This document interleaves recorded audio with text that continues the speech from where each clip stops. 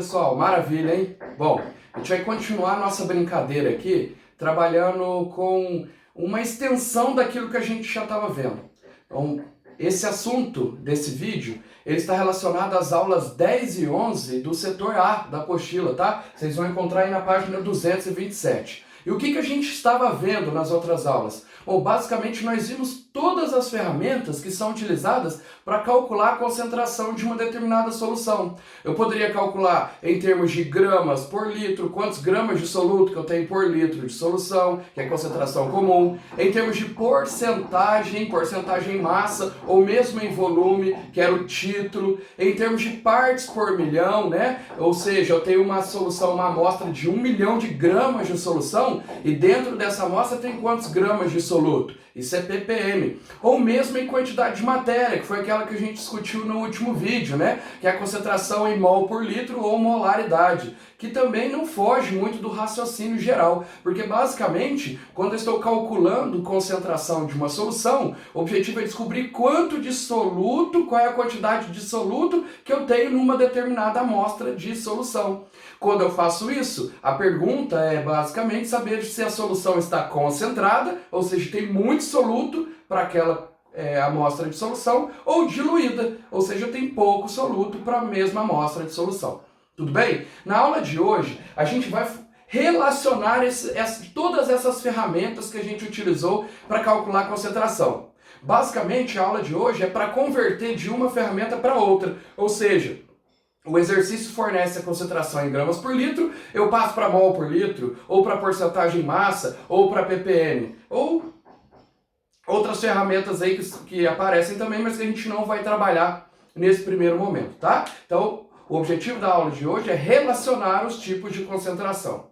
Bom, para isso, de acordo com o que propõe o nosso material, de acordo com aquilo que eu já venho pensando, matutando ao longo dos anos, a gente vai usar, ou tentar usar nessa aula de hoje, nesse vídeo, um cálculo mais lógico e proporcional. Então a gente vai resolver os exercícios de uma maneira mais intuitiva. Obviamente que vão ter que usar ferramentas matemáticas, transferência de unidade, né? Vão trabalhar bastante com densidade, vão mais ou menos simplificar os exercícios sempre que possível em regras de 3, mas tudo seguindo uma lógica, uma intuição, tá? Por que eu estou falando isso? Existe a possibilidade de converter de um tipo de concentração para outro usando fórmulas químicas. Mas todas essas fórmulas químicas saem desse raciocínio lógico que a gente vai trabalhar para resolver os exercícios aqui nesse vídeo.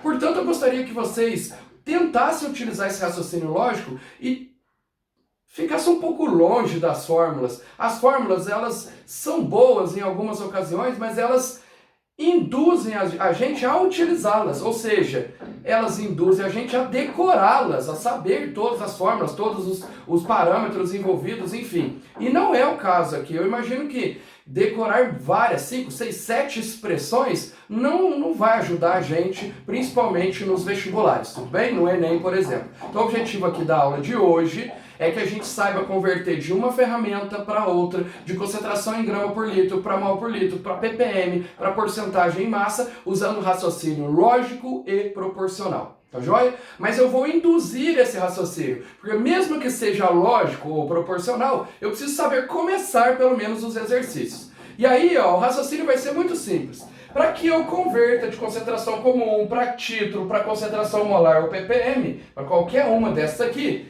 eu preciso basicamente entender que concentração é descobrir a quantidade de soluto que eu tenho em uma amostra de solução. Geralmente, ou por exemplo, para concentração molar e concentração comum, é descobrir a quantidade de soluto que eu tenho em 1 litro de solução.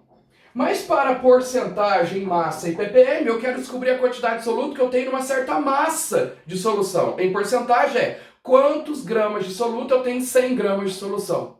E ppm é quantos gramas de soluto eu tenho em 1.000 gramas em 1 milhão de gramas de solução. Portanto, enquanto algumas ferramentas trabalham com a solução em volume, em litro, outras ferramentas trabalham com a solução em grama. E será que tem como transferir de uma grandeza para outra, passar de volume para massa, assim? Tem, pessoal. A gente, para isso, usa densidade. Então, uma relação muito importante que a gente vai usar em muitos exercícios é essa daqui. Vamos acompanhar aqui para ver como que é simples. Bom, eu preciso saber quanto de soluto que eu tenho em 1 litro de solução. Aí eu vou saber mol por litro ou gramas por litro. Mas vamos supor que o objetivo não é saber quantos que eu tenho em litro de solução, mas em gramas de solução. Não tem problema. Como que eu converto 1 litro de solução para grama? Como que eu converto o volume de uma solução para sua massa? Eu uso a densidade.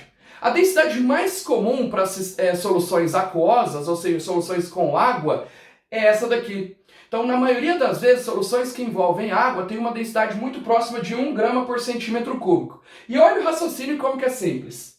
1 litro é a mesma coisa que 1000 centímetros cúbicos. Não importa a densidade, tá? 1 litro é sempre 1000 centímetros cúbicos. Essa é a relação de litro com centímetro cúbico, relação de volume, né? Unidade de volume. Então, se 1 litro é sempre 1000 centímetros cúbicos e cada centímetro cúbico para essa densidade aqui vale 1 grama, portanto, 1 litro, que é 1000 centímetros cúbicos, é a mesma coisa que 1000 gramas.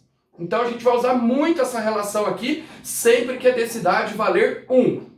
Ah, professor, mas e se a densidade não for igual a 1? For igual a 1,2, por exemplo? Eu montei uma solução que é um pouquinho mais densa que essa solução que eu estou propondo aqui. Não tem problema. O raciocínio vai ser o mesmo. Você sabe que 1 litro é sempre 1000 centímetros cúbicos, 1000 mililitros. Mililitro e centímetro cúbico é a mesma coisa. Então 1 litro é sempre 1000 centímetros cúbicos. Se a densidade for igual a 1,2, significa que cada centímetro cúbico vale 1,2 gramas. Então, se eu tiver 1000 centímetros cúbicos, eu vou ter 1.200 gramas, ou seja, 1 litro vai valer 1.200 gramas. Mas eu já fixei essa relação aqui, porque como eu disse anteriormente, a grande maioria das soluções aquosas tem densidade 1 ou muito próxima de 1. Portanto, a gente já vai meio que diretamente fazendo essa associação e convertendo 1 litro para 1000 gramas. Isso aqui vai ser muito importante, por exemplo, quando eu quiser converter de concentração comum ou concentração molar, que estão em função do volume,